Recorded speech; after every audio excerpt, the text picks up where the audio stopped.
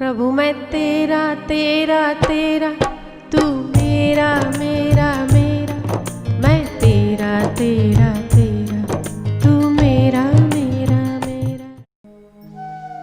हमारे चित्त में हमारी इंद्रियां काम, क्रोध, लोभ, मोह कई कई फन निकाल कर पैदा होती हैं। कभी काम का फन निकलता, कभी क्रोध का फन निकलता, वो डसता, कभी लोभ का फन निकलता है, वो डसता है। कृष्ण करते हैं क्या? उन सारे फनों पर अपने छोटे छोटे पैरों के चिन्ह लगा देते हैं और उस पे ताता थैया नृत्य करते हैं। जब उस इंद्रियों पर आपकी भक्ति की विजय होती है तब इंद्रियां शमित हो जाती है और भक्ति विजेता हो जाती है। ऐसे ही कालियों के फन पर आप भक्ति रूपी कृष्ण को नचाइए, आप विजयी हो जाएंगे। जब कालिया हारता है तो कालिया कहता है कृष्ण से कि कृष्ण, गरुड़ का और मेरा पुराना संबंध है वैर का। आप मुझे कहते हैं कि यमुना छोड़कर चले जाओ, मैं कहीं पर भी जाऊंगा, गरुड़ मुझे छोड़ेगा नहीं। जो आपके वाहन गरुड़ जी हैं वो मुझे छोड़ेंगे नहीं। नाथ, मुझे अभय वचन चाहिए आपके द्वारा। भगवान कृष्ण ने जोर से कालिया के फन पर अपना चरण चिन्ह छोड़ा है। जाओ कालिया, अब तुम जहां पर भी रहोगे, तुम्हारे मस्तक पर मेरा चरण चिन्ह देखकर गरुड़ तुम्हारा बाल बांका भी नहीं करेगा, तुम्हें मुक्त कर देगा। मैं अभय वचन देता। आपका इंद्रियां कालिया है, 5 इंद्रियां, इन्होंने आपको जन्म मृत्यु के चक्र में ऊपर से नीचे, नीचे से ऊपर इतना परेशान किया है, इतना परेशान किया है जिससे आप त्रस्त हैं। आपके विचार, आपका मन पूरा जहरीला हो गया है। इस पर भक्ति रूपी परमात्मा के चरण चिन्ह छोड़िए, तब विकार रूपी गरुड़ भी नतमस्तक हो जाएगा। जब आपका संसार, जो हमने जो संसार बनाया है अपने भीतर, बाहर का संसार हमारा इतना दुश्मन नहीं है जितना हमारे भीतर का संसार दुश्मनी है। हम निराश होते हैं तब हमें दुनिया बाद में निराश करती है, पहले हम खुद निराश होते हैं। दुनिया हमें बाद में गिराती है, पहले हम खुद गिरते हैं। तो आप अपने कालिया रूपी इंद्रियों पर भगवान कृष्ण के चरण चिन्ह छोड़िए। जहां भी जाएंगे आप अभयता को प्राप्त करेंगे। बकरी का बच्चा, एक झुंड से अलग हुआ बकरी का बच्चा एक बार जंगल से गुजर रहा है। जंगल से गुजरता है, सारी बकरियां आगे चली जाती और छोटा छोटा बच्चा बेचारा झुंड से अलग हो जाता है। और उसकी, आप लोगों ने कभी कभी ये फोटो देखी होगी, एक शेर की गोद में बकरी का बच्चा, हिरण का बच्चा। ये बहुत ही आश्चर्यजनक स्थिति और आश्चर्यजनक फोटो वायरल होते हैं, आपने भी देखा होगा। डिस्कवरी में कभी कभी ये दिखाया जाता है कि कभी कभी शेरनी के चित्त में भी वात्सल्य उमड़ता है उस हिरनी के बच्चे के लिए। ये बकरी का बच्चा झुंड से अलग हो जाता है और मिमियाने लगता है। जैसे ही मिमियाने लगता है तो एक झाड़ी में से एक शेर बाहर निकलता है और शेर जैसे ही उसे सूंघता है वो नीचे बैठ जाता है, मिमियाने लगता है। उससे एक बड़ी करुणा आती है और शेरनी कहती है उसके बकरी के बच्चे को कि तू चिंता मत कर, तुझे यहां पर कोई भी नहीं खाएगा। यदि कोई खाने आ जाए ना तो देख, ये मेरे चरण चिन्ह है, तेरे पैरों के पास मैं अपने पैरों का निशान छोड़ता हूं। जब भी कोई शिकारी तुझे, तेरा शिकार करने आए तो उसे ये दिखा देना कि मेरे पास शेर है। क्या कहेगा? मैं शेर की शरण में हूं। वो बकरी का बच्चा निश्चिंत होकर उस झाड़ी में सो जाता है। थोड़ी देर के बाद एक सियार वहां से निकलता है और खुशबू से सियार उस बकरी के छोटे से बच्चे के पास पहुंचता है। बकरी का बच्चा सियार को दिखाता है कि मेरे पास शेर के चरण चिन्ह है। सियार ये सोचकर वापस चला जाता है कि ये बकरी का छोटा सा बच्चा शेर के सुरक्षा कवच में, बेचारा सिर नीचे करके वापस चला जाता है बिना खाए। ये पता है क्यों हुआ? अब बकरी का बच्चा थोड़ा सीना चौड़ा करके जो भी आता है उसको दिखाता है कि देख मेरे पास शेर के चरण चिन्ह है, तू मेरा कुछ नहीं बिगाड़ सकता है।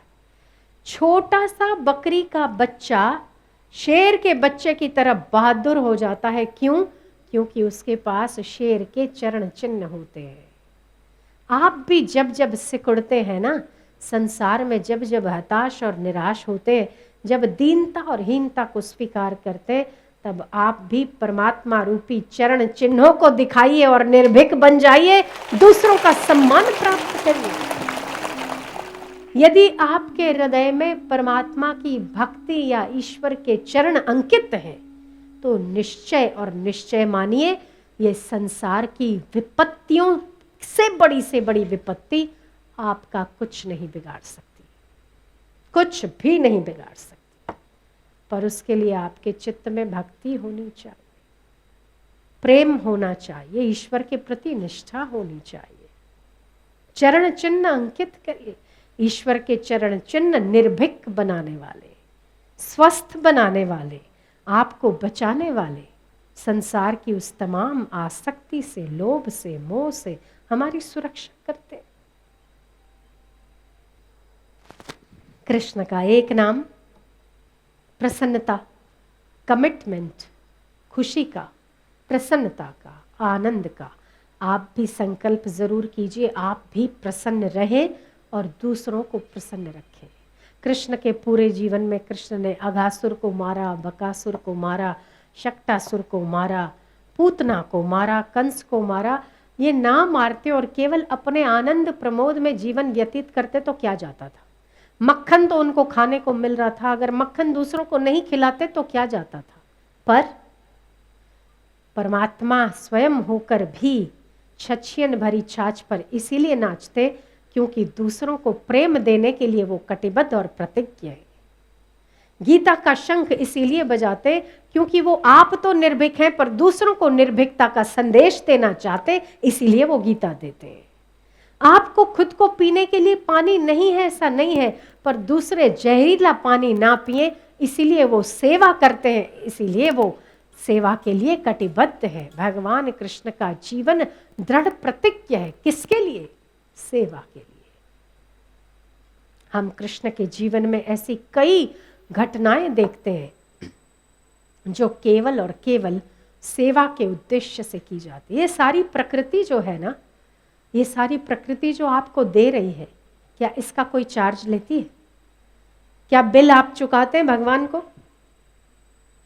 बिल आवे तुम्हारा घरे भगवान सूर्य नो बिल आवे? नदियां बिल देती हैं, ગંગાજીનું આટલું બિલ, નર્મદાજીનું આટલું બિલ, તાપીનું આટલું બિલ, મહીનું આટલું બિલ। તાપી અહીંયા જ છે ને? क्या नदियां बिल देती हैं? आपे न तो भाई साहब चुकाई ना को। हाँ ना?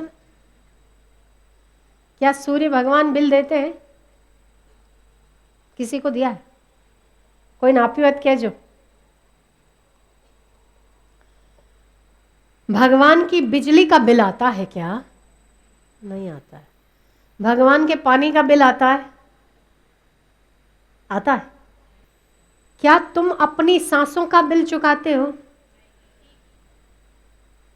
चुकाया है कभी? मफत मत मली है ना। क्या ये जो पेड़ पौधे हैं, ये पेड़ पौधे आपको ऑक्सीजन देते हैं, कार्बन डाइऑक्साइड लेते हैं और ऑक्सीजन देते हैं। आपके वातावरण को जो ये रिसाइकल करते हैं, जो ये ऑक्सीजन जनरेट करते हैं, वातावरण को शुद्ध करते हैं, इस सिस्टम का कुछ चुकाते हैं आप? नाकमा नाना नाना वाड़ है, बहु नाना, बहु झीणा झीणा, ए तमारी हवा शुद्ध थईने अंदर जाए। एमनी एम जाती होय ने तो खतरनाक झपाटा मारत, श्वास लेवामां झपाटा आवत, पण एवुं नथी थातुं। एनी ए व्यवस्था एणे करी, ए सिस्टमनुं तमे बिल चूकव्युं ना? तमे जे जमो छो ने जो आप भोजन करते हो वो भोजन पूरी आपकी आंतों से गुजर कर फिर आपका वो मल पसार होता है, सत्व सत्व का रुधिर बन जाता है, उसके सत्व का अस्थियां बन जाती है, उसके सत्व की मज्जाएं बन जाती है, उसके सत्व का वीर्य बन जाता है और बाकी का चीज आपके मल के द्वारा बाहर निकलता है। क्या इस सिस्टम का आपने पैसा चुकाया? चूकव्યું છે? આ ભગવાન લેવા બેહેન તો બાપડા તમે ચૂકવી જ ના હકો। चुका सकते हो क्या?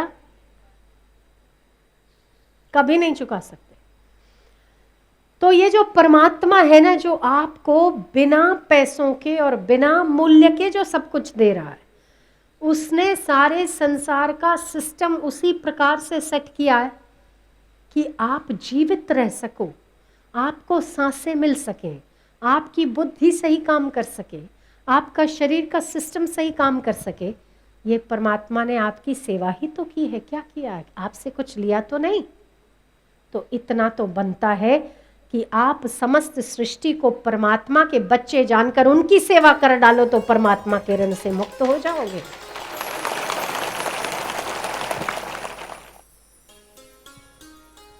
पर हमारी ज़रूरतें तो हमारी पूरी होनी चाहिए, पर हमारे साथ वालों की ज़रूरतें पूरी हो या ना हो उसकी हम चिंता नहीं करते। अगर तो हम बॉस हैं और आपके नीचे काम करने वाले हैं तो आप उनकी ज़रूरतों पर विचार ज़रूर करिए। आप श्रेष्ठ राजा बन सकते हैं, आप अच्छे नेता बन सकते हैं, आप अच्छे वकील बन सकते हैं। त्याग में ही शांति है, त्याग में ही न्याय है और त्याग में ही आपका भला है। जो धर्म करता है ना, जो परोपकार करता है, ये सृष्टि सारी चल कैसे रही है? इसके पीछे परोपकार काम करता है। प्रकृति दे रही है, आप जी रहे हो। ठीक है? एक माँ यदि बच्चे को त्याग ना करे, बच्चे के लिए त्याग ना करे तो बच्चा बड़ा भी नहीं हो सकता। मम्मी मम्मी बने अन पछी एम के हूँ तने मारू दूध ना पाऊं, तार बकरीने दूध पीवे पी जाए, शुद्ध है। नंबर 1। नंबर 2, यदि माँ ये सोचती है कि मारू शरीर खराब थई जाए, मारी जुवानी हूँ देखावड़ी छूँ, रूपाड़ी छूँ, જ્યારે તું આવે તો હું જાડી થઈ જાઉં, મારું પેટ બહાર નીકળી જાય, મારું શરીર અસ્તવ્યસ્ત થઈ જાય, મારે તને પેદા નત કરો એટલે હું તને એડોપ્ટ કરીશ, વાત્સલ્ય बचेगा नहीं बचेगा। ये पूरी सृष्टि देने पर ही आधारित है। यदि आप नहीं देंगे, मेरी बात को ध्यान से सुनिएगा, यदि आप नहीं देंगे तो प्रकृति आपसे छीन कर लेगी। बेहतर है स्वेच्छा से दे डालो। धन है, धन से दूसरों की सेवा कर डालो। सत्ता है, सत्ता का सदुपयोग करो, दूसरों का रक्षण कैसे हो। माँ है आप तो अपने से छोटों का ख्याल करो। अगर आप किसी के पड़ोसी हैं तो पड़ोसियों का ख्याल करो। आपका कर्तव्य बनता है देना, कमिटमेंट, देने का कमिटमेंट। हम इस चीज को समझ के लें कि सबसे पहले तो आनंदित व्यक्ति ही दूसरों का भला करता है। आप बीजाનું કંઈ કરી શકો કે ના કરી શકો, સ્નેહ આપી શકો છો, આપો। प्रसन्नता दे सकते हैं, दीजिए। आजकल तो हम लोग सबकी निंदाएं करके दूसरों की गलतियां ढूंढने में इतने मास्टर हो गए कि बात ना पूछो। तारा माँ नहीं, तारा मैं नहीं, तारा मैं नहीं, तमारू फलाणु नहीं, तू तो हाव वाँकू छे, तारी माए कई हीखवाड्યું नहीं, तू एमनी एम आई छे, तू सासू मारी तो माए आવું नतुं कर्યું, अमार तो घरों में गाळोय नहीं सांभळीने तू तो आखो दाड़ो बोल बोल करे, तू तो मारी माँ जेवी नहीं। कितना सब कुछ। पर हम ये कहते हैं सारा संसार दोष से भरा हुआ है, क्या उसमें एक गुण देखा जा सकता? देखा जा सकता? अगर आप उन समस्त दुर्गुणों के बीच सद्गुण लेने की कला सीख गए ना, तो समझो आप कृष्ण बन गए। सारी विकट परिस्थितियों के बीच में भी यदि आप सफलतापूर्वक सकारात्मक सोच पर अडिग रहे, आप कृष्ण बन गए।